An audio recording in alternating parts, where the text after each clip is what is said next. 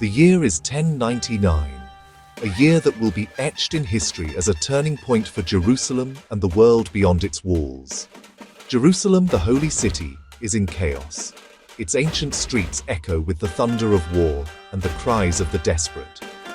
After a brutal siege lasting weeks, the first Crusaders finally breached the city's formidable walls, unleashing a wave of violence and destruction upon Muslims and Jews alike, sparing few in their path. The streets run red with blood. The air is thick with screams, smoke, and the stench of death. The city's sacred stones bear witness to unimaginable horror. For the Crusaders, this is divine triumph, a victory they believe is ordained by God, a reward for their suffering and sacrifice. For the city's inhabitants, it's a massacre. Families are torn apart, and survivors cower in fear, uncertain if they will see another dawn. But victory brings no peace. The conquerors are exhausted, the city is in ruins, and the future is uncertain. The new kingdom of Jerusalem is surrounded by enemies on all sides, its borders fragile and constantly threatened by hostile forces. Pilgrims hoping to visit holy sites now face perilous roads, plagued by robbers, vengeful raiders, and the ever-present threat of ambush. Many never reach their destination, falling victim to violence, theft, or simply vanishing into the unforgiving wilderness. The dream of safe pilgrimage is shattered. The land won for Christ is now deadly for his followers, and hope fades with every passing day. Crusader lords are too busy defending fragile borders and fortifying strongholds to protect the roads or the vulnerable travelers who walk them.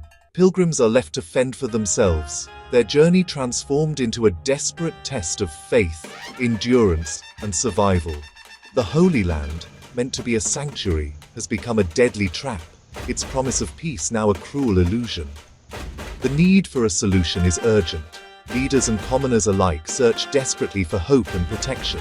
The stage is set for a new kind of protector, one who will defend both the city and the faithful on their perilous journeys. Out of this blood-soaked dawn, a brotherhood will rise, forging hope from the ashes of despair. Into this turmoil steps a small band of knights, just 9, led by Hugues de Payan. They are not wealthy nobles or powerful lords, but men driven by faith and a sense of duty, determined to make a difference in a land torn by conflict. Veterans of the First Crusade, they've seen the dangers pilgrims face. Bandits, hostile armies, and treacherous roads threaten every traveler on the way to Jerusalem. In 1119, they proposed to King Baldwin II, let them protect the pilgrims. Their request is bold, but their reputation for bravery earns the king's attention. The king agrees, granting them quarters on the Temple Mount, in the former Al-Aqsa Mosque. This sacred ground becomes their headquarters, a symbol of their holy mission. They become known as the poor fellow soldiers of Christ and of the Temple of Solomon, the Knights Templar. Their name reflects both their humility and their sacred purpose. Their beginnings are humble, vows of poverty, chastity, and obedience. They renounce personal wealth and comfort for a life of service. Legend says 2 knights share one horse, a powerful image of their poverty and brotherhood. They rely on donations, patrol the roads, and offer what protection they can. Every coin and loaf of bread is a gift from those they defend. Warrior monks in a land of mercenaries, their mission is simple: guard the pilgrim routes. They risk their lives so others may travel in safety. For years, these 9 are the entire order, an experiment in faith and arms. Their numbers are few, but their resolve is unbreakable. They have the king's blessing, but little else. Their lives are marked by sacrifice and discipline. Their resolve is their only wealth. Faith and brotherhood bind them together. Few could imagine the power they would one day wield.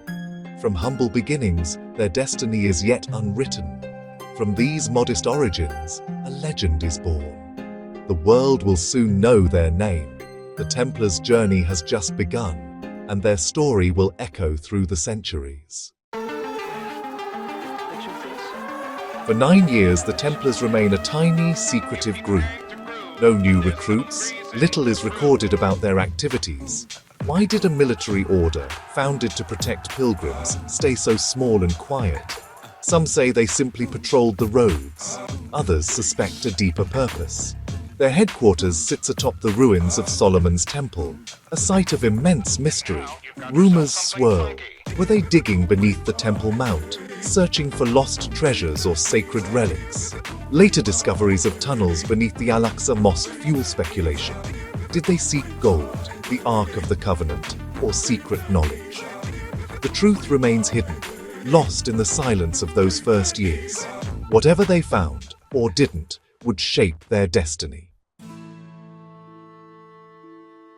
After years spent in obscurity and uncertainty, the Templars seek legitimacy and a clear purpose for their order.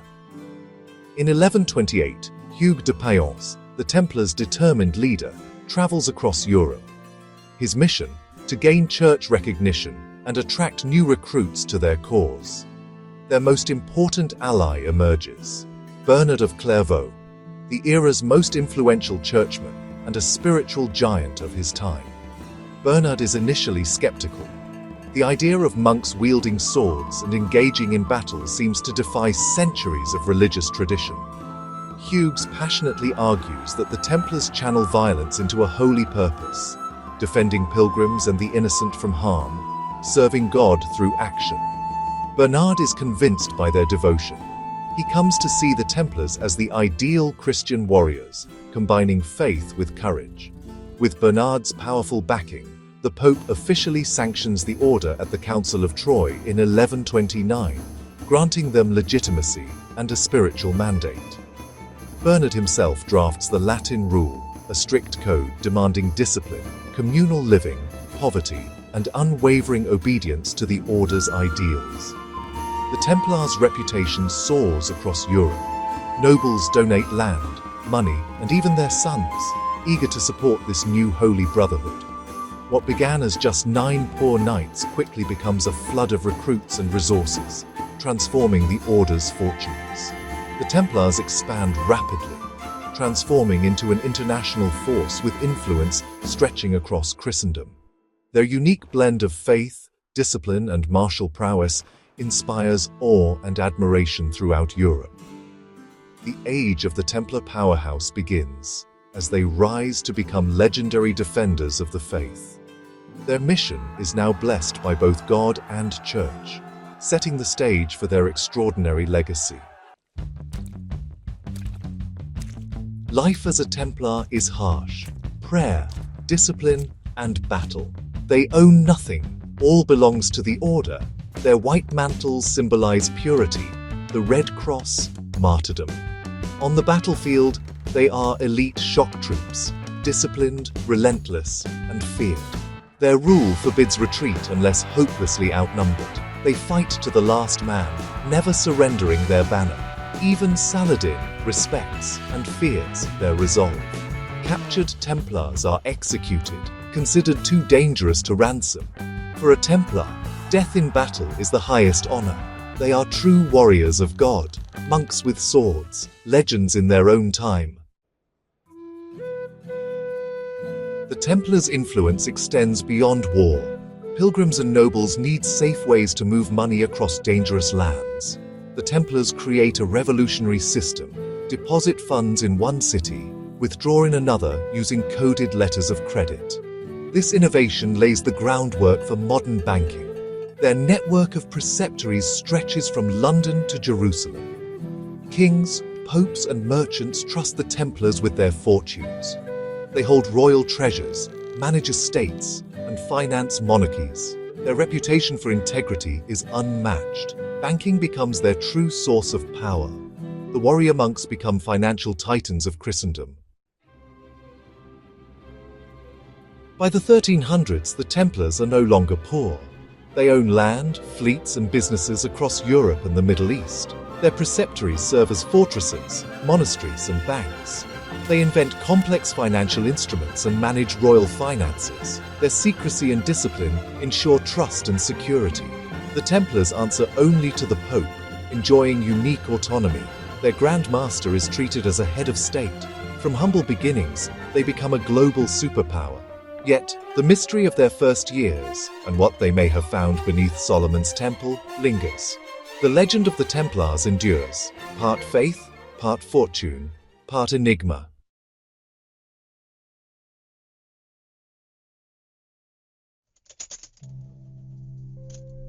In 1119, 9 French knights, led by Hugues de Payens, formed the Poor Fellow Soldiers of Christ and of the Temple of Solomon. Their mission: protect Christian pilgrims on the perilous roads to Jerusalem. They lived in poverty, symbolized by their seal, 2 knights sharing a single horse. Granted headquarters on Jerusalem's Temple Mount, they spent years not recruiting or guarding, but digging beneath the ancient site. What they sought remains a mystery. When they returned to Europe, everything changed. Suddenly, donations poured in. Land, castles and wealth from nobles across Christendom. The once poor knights became masters of a vast financial empire almost overnight. Rumours swirled. Had they found a lost treasure, a sacred relic, or a secret beneath Solomon's temple? Their transformation was too dramatic to be explained by charity alone. The Templars evolved from humble guards to a secretive, powerful organization. Their influence spread, entwining finance, politics, and faith. The mystery of what they unearthed fueled their legend and their rise. The stage was set for the Templars to become the most powerful force in medieval Europe. The Templars' power was sealed by the Pope himself. In 1139, Pope Innocent II issued Omne Datum Optimum, placing the Templars above all laws except his own. They could build their own churches, collect tithes, and were exempt from taxes. No king or bishop could touch their assets or interfere in their affairs. This papal protection made them a magnet for recruits and donations. Their commanderies, part monastery, part fortress, spread across Europe and the Holy Land. The Templars became a sovereign entity, loyal only to their Grand Master and the Pope. Their red cross was seen from London to Jerusalem, symbolizing their international reach. With autonomy and immunity, they operated with unprecedented freedom. The Pope's decree didn't just protect them, it unleashed a force that reshaped medieval Europe. The Templars were now untouchable, their power rivaling kings. The Templars revolutionized finance with the world's first international banking system. Travelers could deposit gold in London and withdraw it in Jerusalem using coded letters of credit, medieval checks only the Templars could decipher. This made long-distance travel and commerce safer and more efficient. Their commanderies became a network of secure banks across Europe and the Holy Land. The Templars managed estates for nobles, collected rents and executed wills, further expanding their influence. Kings and princes borrowed heavily from them, making the order indispensable to Europe's elite. The Paris Temple even served as France's unofficial treasury. Their financial expertise gave them immense political leverage.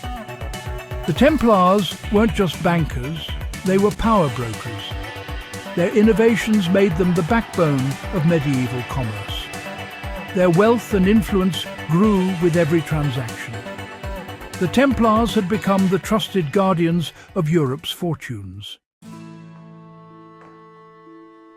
The Templars' wealth extended far beyond gold. They owned thousands of properties, farms, castles and urban estates across Europe. Their lands were productive, funding both military campaigns and banking operations. In 1191, they even bought the island of Cyprus, showcasing their ambition. Their private navy controlled key Mediterranean trade routes, bypassing rivals like Venice and Genoa.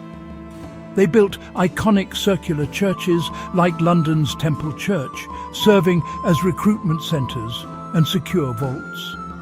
The order recruited from the nobility, embedding themselves in Europe's power structures. Younger sons of aristocrats flocked to join, bringing wealth and connections. Their leadership, drawn from the elite, ensured influence in every royal court. The Templars' empire was built on land, ships, and strategic alliances. Their reach was unmatched, military, financial, and political. The Templars' secretive rituals fueled suspicion and legend. Initiations were held in locked chambers shrouded in mystery. Officially, recruits vowed poverty, chastity, and obedience. But rumours told of stranger oaths and blasphemous acts. The years spent digging beneath the Temple of Solomon sparked wild theories, lost treasures, the Holy Grail, or forbidden knowledge. Some believed they uncovered ancient secrets, mathematics, architecture, or mystical teachings. The symbol of Baphomet, a mysterious bearded head, became a focus of fear. Whether truth or slander, the Templars' secrecy created an aura of power and danger. Their mystique attracted followers and intimidated rivals, but it also gave enemies ammunition for future accusations. The legends of their rites and relics would one day justify their downfall. By the late 1200s, the Templars' original mission was obsolete. The Holy Land was lost. Their wealth and independence now drew envy and suspicion, especially from King Philip IV of France. Deeply in debt to the Templars, Philip saw them as both obstacle and opportunity. Their exemption from taxes and royal control infuriated him. The fall of Acre gave Philip the excuse he needed. He painted the Templars as corrupt, decadent, and unnecessary. Behind the scenes, he and his minister plotted their destruction. They gathered rumours of heresy and secret rites, collecting testimony from ex-members. The king's jealousy turned into a deadly conspiracy. The stage was set for a dramatic confrontation. The Templars' power had made them too tempting a target. On Friday, October 13, 1307, Philip's agents arrested Templars across France, including Grand Master Jacques de Molay. The charges: heresy, idolatry, and blasphemy. Yet, when the king's men searched the Paris temple, the legendary treasure was gone. Vaults and archives were empty. Had the Templars been warned? Legends tell of Templar ships slipping away from La Rochelle, carrying gold and secrets to unknown destinations. Some say they fled to Scotland, Switzerland, or even the Americas. Under torture, many knights confessed to false charges. De Molay was burned at the stake in 1314. The order was destroyed, but its wealth and secrets vanished. The Templars' story didn't end in flames. It went underground. Their lost treasure remains one of history's greatest mysteries. The legend of the Templars endures, forever shrouded in secrecy and intrigue.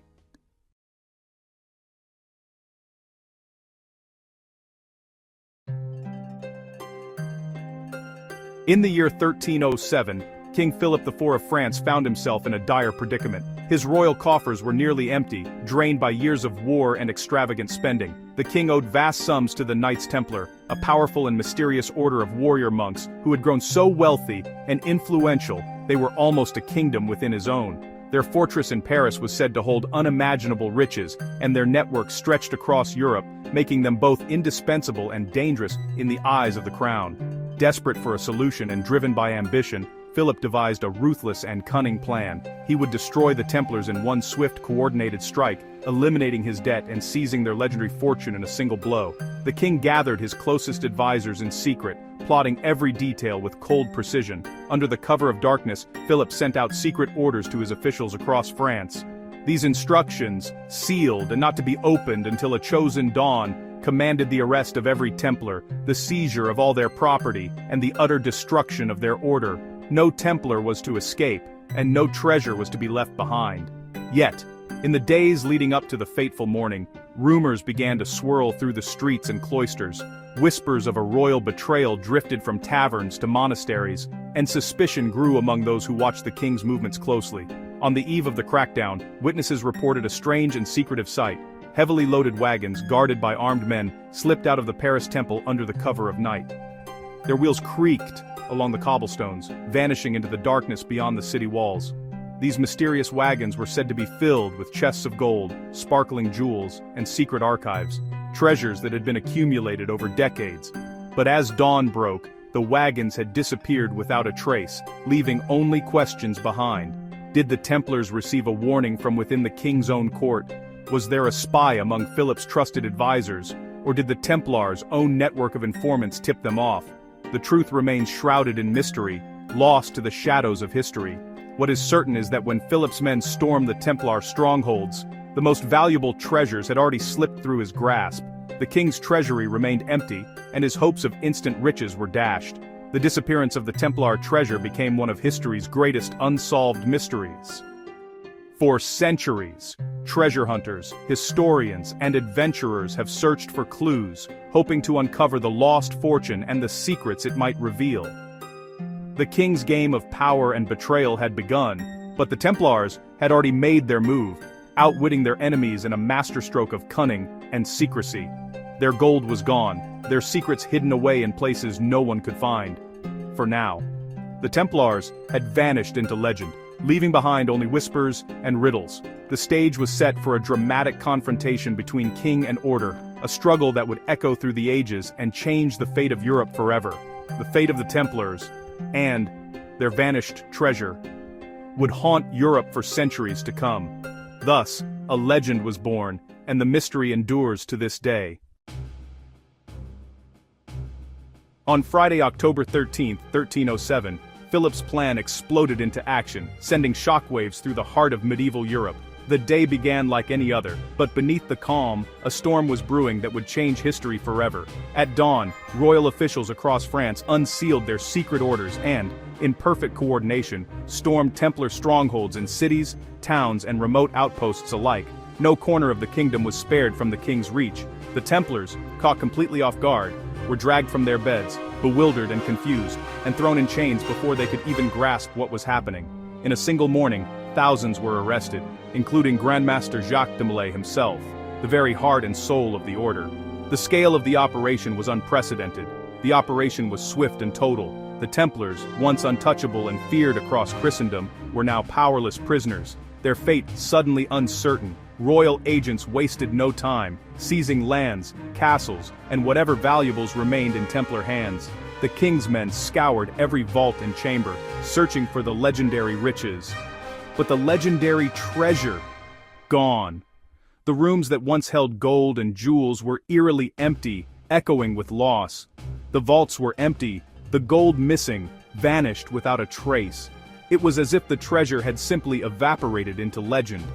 Philip had captured the order, but not its wealth or its most closely guarded secrets. The king's ambitions were only half fulfilled. The simultaneous raids were a military triumph, a display of royal power, but a financial letdown that left the king and his advisors frustrated and bewildered. The Templars' bodies were in chains, but their greatest secrets, their knowledge, their hidden wealth, had vanished into the shadows, leaving only questions behind. From that day forward, Friday the 13th would forever be marked as a day of disaster, a symbol of betrayal and sudden ruin. The king's victory was incomplete, his triumph overshadowed by the mystery of the missing treasure and the unanswered questions that haunted his reign.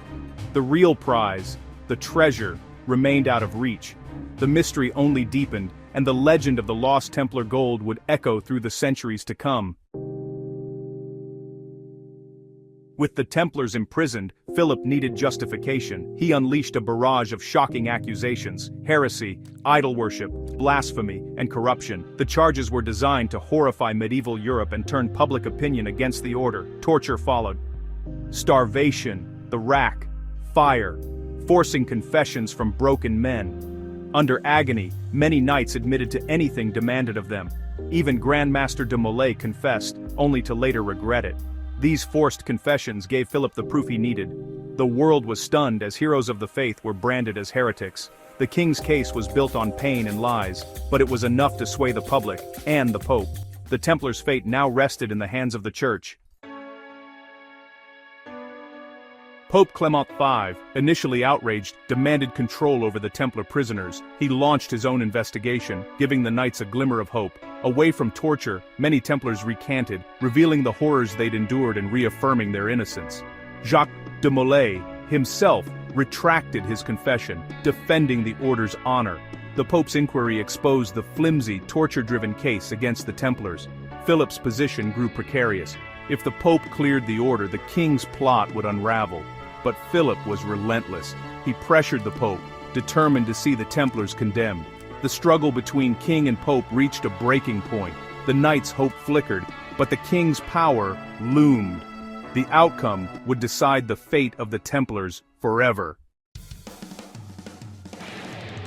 Facing defeat and humiliation, Philip struck back with terror and ruthless determination. He declared that any knight who recanted was a relapsed heretic, a crime now punishable by death without mercy. 54 Templars were burned alive outside Paris, breaking the order's last resistance and sending a chilling message. The Pope, under immense and relentless pressure, finally caved. In 1312, he dissolved the Templars by decree, not by proof, but to avoid scandal and further conflict. The order was erased with a single stroke of a pen, vanishing from history. Officially, their assets went to the Knights Hospitaller, but Philip seized most of the wealth for himself and his crown. The king had destroyed his creditors, bullied the Pope, and filled his treasury with the spoils of the order. The Templars were gone, their legacy shattered and their strongholds abandoned. But their legend, and the mystery of their missing treasure, remained, echoing through the centuries. In March 1314, after years of imprisonment and torture, Jacques de Molay, the last Grand Master of the Knights Templar, and Geoffrey de Charnay, preceptor of Normandy, were brought before a tribunal for their final judgment. The air was thick with tension as the two men, once powerful leaders of a legendary order, stood accused of heresy and other grave crimes. Though sentenced to life imprisonment, both de Molay and de Charnay refused to confess to false charges. Instead, they boldly proclaimed their innocence before a stunned crowd, declaring that the Templar order had always served God faithfully. King Philip IV, already infamous for his ruthless ambition, was furious at their defiance. Without hesitation, he ordered their immediate execution, determined to silence the Templars forever and erase their legacy. That very evening, both men were led to a small island in the Seine, where they were bound to stakes and set alight. The flames rose high, casting a grim glow over the city as the crowd watched in silence and disbelief. As the fire consumed him, de Molay reportedly called out a chilling curse, summoning both King Philip and Pope Clement V to appear before God's judgment within a year. His voice, carried by the wind, echoed across the river, leaving those present shaken to their core. Whether legend or truth, the curse seemed to take hold almost immediately. Pope Clement died within a month, and King Philip followed later that same year, both meeting untimely and mysterious ends. News of their deaths spread quickly, and the people of France were left in awe and fear. Many believed the Grand Master's curse had truly been fulfilled, and the public was stunned by the swift downfall of such powerful men. The curse became a powerful symbol, cementing the Templars' fall as a tale of divine retribution and warning to those who would abuse power. The Order of the Temple was gone, its members scattered or destroyed, but their story lived on, growing into legend and inspiring countless tales of mystery and justice. In the end, both king and pope paid a heavy price for their actions, their legacies forever shadowed by the fate of the Templars. The dramatic end of the Templars became a warning echoed through history, a reminder of the dangers of unchecked power and the enduring power of legend.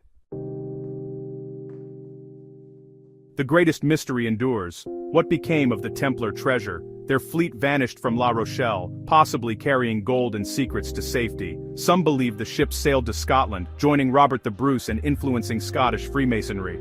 Others point to Portugal, where the Templars became the Order of Christ, fueling the Age of Discovery. The boldest theories claim Templars crossed the Atlantic, leaving traces in North America long before Columbus. Legends of hidden treasure on Oak Island and mysterious carvings keep the story alive. No proof has ever surfaced, but the allure remains. The Templar gold and their secrets may still lie hidden, waiting to be found. Their disappearance is history's ultimate unsolved riddle. The legend of the vanished knights endures as captivating as ever.